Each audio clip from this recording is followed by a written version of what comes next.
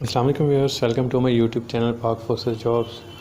Viewers, GHQ Rawalpindi में जो jobs announce हुई हैं उससे रिलेटेड टेस्ट सिलेबस मैं आपको बताऊंगा इस वीडियो में। और आपको बताऊंगा कि टेस्ट वाले दिन आपको रिक्वायर्ड डॉक्यूमेंट्स कौन कौन से होंगे, कौन कौन से डॉक्यूमेंट्स आपके पास होने चाहिए और उसकी कितनी कॉपीज़ होनी चाहिए, ये तमाम डिटेल इस वीडियो में। तो सबसे पहले तो ये समझ लें कि ये वीडियो जो है असिस्टेंट स्टेनोटाइपिस्ट, यूडीसी, एलडीसी, इन तमाम पोस्ट के लिए। इसके अलावा बाकी पोस्ट की बात मैं नहीं कर रहा, ये सिर्फ इन पोस्टों के लिए। और इसमें जो मेरा एक्सपीरियंस रहा है, जो मैंने टेस्ट दिए हैं, लास्ट 2 टेस्ट मैंने दिए थे, तो उसकी मैं आपको डिटेल बताऊंगा कि वो कौन कौन से उसमें सवालात थे या सिलेबस क्या था, उसकी मैं आपको तमाम डिटेल इसमें शेयर करता हूँ। तो इसमें मैं आपको एक ये भी बताना चाहूँगा कि मेरा जो इसके बाद जो इंटरव्यू के लिए लेटर है वो भी इशू हुआ था, फिर उसके बाद ज्वाइनिंग इंस्ट्रक्शन भी, वो भी तमाम डिटेल मैं आपके साथ शेयर करूँगा। टेस्ट सिलेबस की बात करें तो यूडीसी, एलडीसी और जो हैं ये दोनों पोस्टों को सेम उस पर बिठाया गया, इनके सेम टेस्ट था। मैं दोनों का आपको बताना चाहूँगा कि तकरीबन सिर्फ कुछ सवाल जो मुख्तलिफ थे और बाकी तमाम सेम था, एक ही टाइप का पैटर्न बना हुआ था। पैटर्न की बात कर रहा हूँ कि पैटर्न सेम था लेकिन क्वेश्चन डिफरेंट थे, जबकि असिस्टेंट और स्टेनो के अलग से थे। उनकी भी मैं आपको डिटेल, सबसे पहले एलडीसी यूडीसी का बताता हूँ कि एलडीसी यूडीसी में जो पहले सवालात थे वो आपके जो जनरल नॉलेज है उससे इन्होंने स्टार्ट किए थे। फिर उसके बाद कुछ कंप्यूटर से रिलेटेड सेकंड पार्ट में उन्होंने ऐड कर दिए थे जो कंप्यूटर से रिलेटेड, एमएस ऑफिस, एक्सेल, इससे रिलेटेड थे। फिर उसके बाद इन्होंने जो थर्ड इसमें ऐड किया था, वो थर्ड उसमें था जो करंट अफेयर आजकल चल रहे थे उस टाइम, जो पिछले साल की बात चल रही थी या इससे पहले जब मैंने दिया था, जो उसकी मालूमात थी नई हुकूमत के हवाले से, वो उसके हवाले से पूछा गया था, डिफेंस मिनिस्टर का और इस तरह के कुछ और वजारतों के बारे में भी। जबकि जो थर्ड पार्ट है उसमें इन्होंने सवाल किए थे इंग्लिश का एक पैराग्राफ दिया गया था। यूडीसी और एलडीसी दोनों के लिए इंग्लिश का पैराग्राफ दिया गया था और एक पैराग्राफ था कि उसको आपने जो है ना, उसमें से क्वेश्चन आए थे, इंग्लिश का पैराग्राफ था, उसके नीचे आपने क्वेश्चन थे कुछ, उसके जवाब देने थे पैराग्राफ में से देख के, जो कि तकरीबन इजी था लेकिन उसमें कुछ सवाल ऐसे डिफ़िकल्ट पूछे गए थे, यानी कि घुमा के। और उसके अलावा जो फिफ्थ है और लास्ट जो क्वेश्चन थे उसमें मैं आपको बताना चाहूँगा, उसमें एक ही पैराग्राफ था जिस पे वो पूछना चाह रहे थे कि इस पैराग्राफ की आप इंग्लिश लिखें, जो कि ऐसे सवाल थे जो ग्रामर से हट के थे, जो रोज़मर्रा हम इस्तेमाल करते हैं वो वाली ग्रामर थी। मतलब इस हवाले से था कि मैं सुबह उठा हूँ, मैंने उसको कॉल की है, वो अपने ऑफिस में नहीं था। तो इस तरह के सवाल जिसके आपके किसी भी जो टेंसेस हैं उसमें से जवाब देना मुश्किल था। तो उस हिसाब से मैंने कोशिश की थी कि कुछ बेहतर हो गए थे। ये वाला जो पार्ट है, जो लास्ट पार्ट है, इसकी मैं आपको बार बार कह रहा हूँ कि आप अभी से तैयारी स्टार्ट कर लें। कुछ ऐसे इंग्लिश के लें क्वेश्चन या ऐसे टॉपिक्स लें जिसकी इंग्लिश बनानी हो आपने। तो बेहतरीन हाल ये है कि आप टेंसेस, जो 12 टेंसेस हैं उसकी तैयारी करें। उन 12 टेंसेस जब आपको स्टार्ट हो जाएंगे कि आपको आ जाते हैं 12 टेंसेस, तो आपके लिए ये मुश्किल आसान हो जाएगी, कोई प्रॉब्लम नहीं आएगी। इसी तरह जब असिस्टेंट और स्टेनो की बात करें तो उनका जो ऊपर वाले पहले 3 सेगमेंट है जो मैंने अभी रिपीट किए हैं, तो उनमें से वो सेम ही है।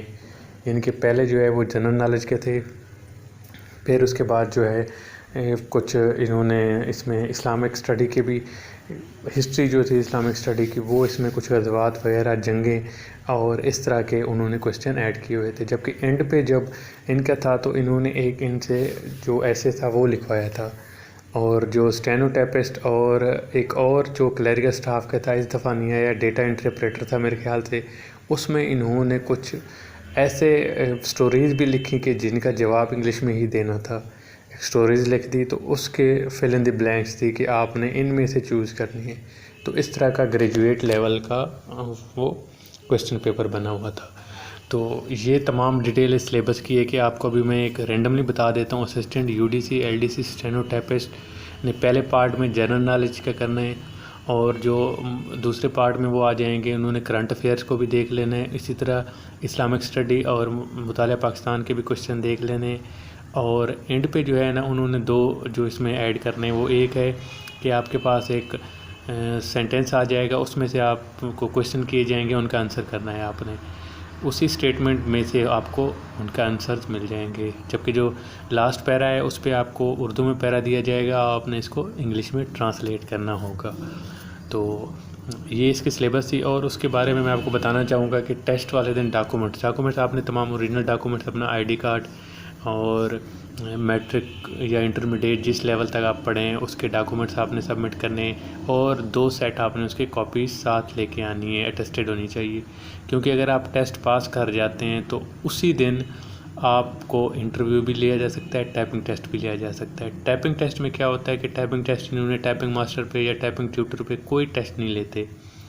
इनका जो बनाया गया था वो कोई एक्सेल शीट दे देते हैं कि उसके सामने एक आपको पेपर दे देंगे कि आपने करना है कि टेबल ए में आपने ग्रीन शेड बनानी है पूरे टेबल को। इसी तरह फिर कॉलम का बता देंगे, फ़लाँ कॉलम में आपने ये एंट्रीज़ करनी है, या फ़लाँ कॉलम में आपने बोल्ड में ये एंट्रीज़ करनी है, और फ़लाँ जो पोर्शन है इसमें आपने इतने फ़ॉन्ट के इस कलर में ये चीज़ टाइप करनी है। ये एक पैटर्न था जो कि असिस्टेंट और स्टेनोटाइपिस्ट के हवाले से मैं बता रहा हूँ। जबकि यूडीसी एलडीसी के लिए उन्होंने एक पैराग्राफ दिया हुआ था जिसको इन्होंने एमएस वर्ड में टाइप करना था, सामने रखा हुआ था, कीबोर्ड के साथ ही रख दिया था। तो उन्होंने कहा एक दफ़ा पढ़ लें। उसको हमने जैसे पढ़ा तो उसके बाद उन्होंने कहा आप स्टार्ट टाइपिंग करें। माइक्रोसॉफ्ट वर्ड उन्होंने एक पेज खोला हुआ था, उसी पे हम टाइप करते गए। तो उसका भी उन्होंने एक ही दिन में मतलब रिज़ल्ट बनाना था कि आज हम रिज़ल्ट बनाएंगे आपके टाइपिंग टेस्ट और रिटन टेस्ट का। अगर आप इसमें क्वालिफाई कर जाते हैं तो आपको रात 12 बजे तक मैसेज या कॉल मौसूल हो जाएगी। और उसी दिन ही शाम को इन्होंने कॉल्स की थी, क्योंकि लोग काफ़ी दूर से आए हुए थे। तो उन्होंने बग़ैर इंतज़ार किए रात के 12 से पहले 8-9 बजे कॉल्स आ गई थी। तो दूसरे दिन ही इन्होंने इंटरव्यू लिया था। इंटरव्यू में इन्होंने कुछ नहीं पूछा, डॉक्यूमेंट्स और ये वगैरह चेक किए और कुछ सवालात पूछे, वो इंशाल्लाह नेक्स्ट वीडियो में आप उसमें इंक्लूड करूँगा। अभी इस पे पैटर्न की इसमें बात कर लेते हैं। तो टाइपिंग टेस्ट नहीं होता उस तरह का, लेकिन आपकी टाइपिंग स्पीड होनी चाहिए। टाइपिंग स्पीड होगी तो आप वो पैराग्राफ इन टाइम आप मुकम्मल लिख लेंगे। अगर आपकी टाइपिंग स्पीड कम होगी तो आप वो पैराग्राफ उनके जो गिवन टाइम है 5 मिनट में भी नहीं लिख सकते, तो आपके वो मार्क्स कम हो जाएंगे, आपको फ़ेल कंसीडर किया जाएगा। तो ये तमाम डिटेल थी जो कि असिस्टेंट यूडीसी और एलडीसी के टेस्ट सिलेबस और टाइपिंग टेस्ट के हवाले से। तो आउट स्टेट कापी आपने साथ रखनी है तमाम डॉक्यूमेंट्स की, चूँकि अगर आपने क्वालिफाई कर जाना है तो आपको वो डॉक्यूमेंट्स इंटरव्यू के लिए जमा कराने होंगे। उसके बाद जो नेक्स्ट प्रोसीजर होगा इंशाल्लाह नेक्स्ट वीडियो में आपके साथ शेयर करूँगा। तब तक अपना ख्याल रखिएगा। चैनल पर न्यू है तो आपसे रिक्वेस्ट है कि चैनल को सब्सक्राइब कीजिए और बेल के आइकन को दबाइए, ताकि नेक्स्ट वीडियो जो इनके इंटरव्यू और सिक्योरिटी क्लियरेंस और मेडिकल के हवाले से अपलोड होगी वो भी आपके साथ में ज़रूर शेयर करूँगा, जिसमें मैं आपको कंप्लीट डिटेल बताऊँगा कि मेडिकल कितने टाइम में हो जाता है और सिक्योरिटी क्लियरेंस में कितना टाइम लगता है। तब तक ख्याल रखिएगा। अल्लाह हाफ़िज़।